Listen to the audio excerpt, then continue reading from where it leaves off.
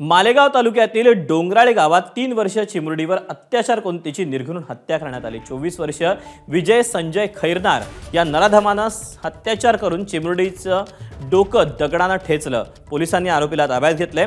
मालेगाव तालुक्यातील डोंगराळेमध्ये ही धक्कादायक घटना घडली। नराधमावर कठोर कारवाई व्हावी अशी मागणी केली जाते।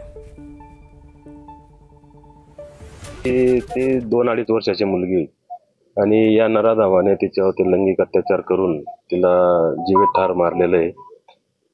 आमची एकच अपेक्षा आहे की फास्ट ट्रॅकवर केस चालावी आणि त्याला सर्वात मोठी म्हणजे फाशीची शिक्षा त्याला झाली पाहिजे।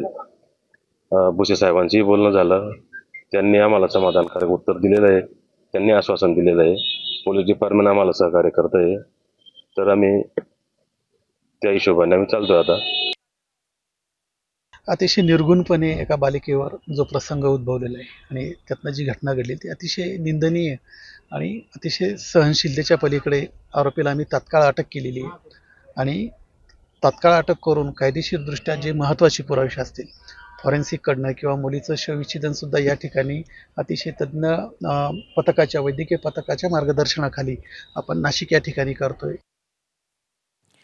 दरम्यान मालेगाव अत्याचार प्रकरणी कडक कारवाई केली जाईल आणि अशा प्रकारच्या लोकांची मानसिकता ठेकण्याचं काम सरकार निश्चित करेल अशी प्रतिक्रिया मुख्यमंत्री देवेंद्र फडणवीस यांनी दिली। निश्चितपणे अतिशय कडक कारवाई या ठिकाणी केली जाईल। अशा प्रकारची मानसिकता असलेले हे जे लोक आहेत यांची मानसिकता ठेचण्याचं काम हे निश्चितपणे सरकार करेल। एबीपी माझा, उघडा डोळे बघा नीट।